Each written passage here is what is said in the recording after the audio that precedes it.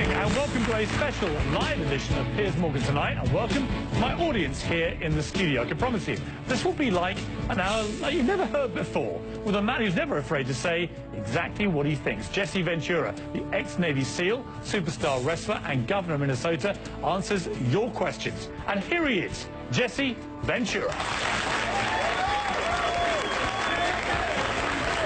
Good to see you. Good to see you. Good to see you. Come on up. Good. Thank you. Thank you. Oh.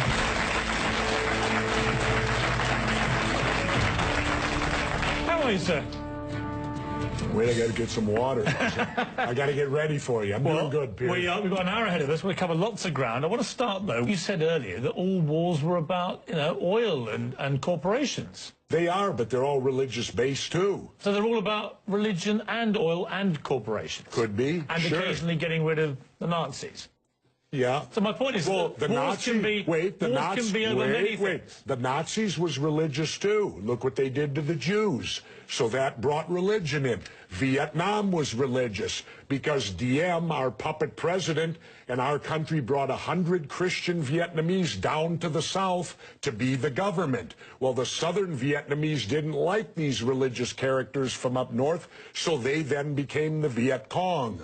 So all wars, pretty much in my lifetime, have had some religious basis, but certainly big business gets in there because wars are very profitable to certain big businesses. And, of course, big business needs to be in the Middle East so that we can get the oil out of the Middle East, so we can get the lithium out of Afghanistan. You know, they discovered a vein of lithium there they say is worth $1 trillion. Well, what is lithium used for? Every cell phone, computer, and soon-to-be electric cars. Let's talk about why we're really there. We're not there. How does any of these wars affect our freedom in any way? The United States is not in any threat. They're not going to do a Normandy invasion on us, Al-Qaeda in Virginia. Yeah, but hang on, you're being slightly naive, aren't you? Because I'm not being naive, sir. I think you are being naive. No. Because I think that it's clear one of the main reasons that America went into Afghanistan was to try and get Al-Qaeda dismantled, the organization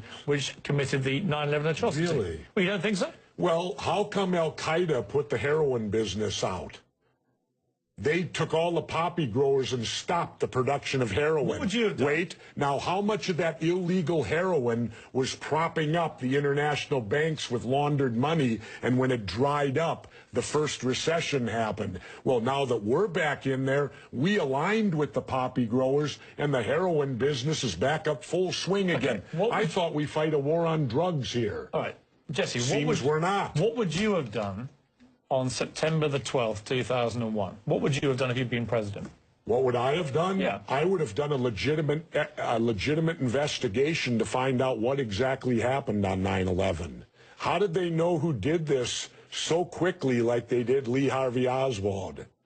How quick they knew Lee Harvey Oswald killed Kennedy. Because the people who did it were identified and we knew who they were. Well, then why couldn't we have stopped them beforehand if they were identified and we knew who they were? It was a failure of intelligence. Everyone's accepted No, it that. wasn't. We knew before with Condoleezza Rice's memo on August 6th when it stated right in the memo, bin Laden took steal planes and run them into buildings. And more stuff is coming out now also, how much the Bush administration ignored the intelligence. It was almost like they ignored it because they wanted it to happen.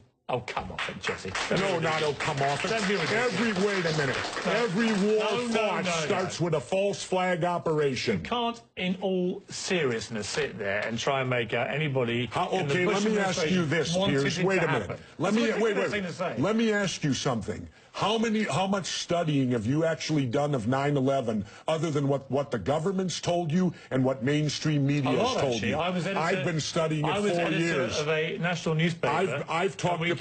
Wait a minute. Every day for 5-6 months. Really? So I know a lot about it. Well, then how come? Let me ask you this then. You cannot say that any member of the Bush administration knew it was going to happen or wanted it to happen. It's a ridiculous thing to say. Ridiculous. Okay, let's talk about your BBC.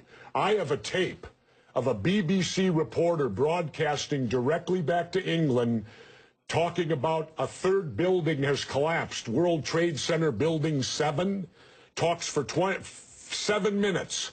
All the while she's talking, World Trade Center Building 7 is still standing right behind her. It didn't fall for another half hour, yet they were doing a pre-broadcast back to England that, yes, it's true, you need to that this building fell and it hadn't fallen yet. If you're trying to make out the British Broadcasting Company, one of the most respected news organisations in the world, was inventing huge buildings falling over, you need to have a break, Jesse. We'll come back after the break, and we'll talk about Israel and Iran. Are you kidding me? This is a fact, my friend.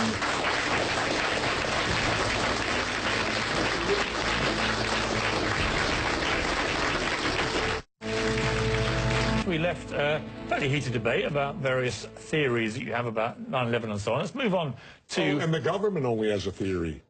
Right, well, the government has... No, this is a theory. Their theory is 19 Islamic radicals armed with box cutters defeated our multi-billion-dollar air defense system, all while conspiring with a bearded guy in a cave in Afghanistan. That is exactly what happened. That's their theory. No, that's not a theory, it's a fact. That's their theory. No, Jesse, that's a fact. That's what happened. Really? Yes, I'm sorry to kill your conspiracy theories, but that is what happened. Then why haven't anyone been brought up for trial?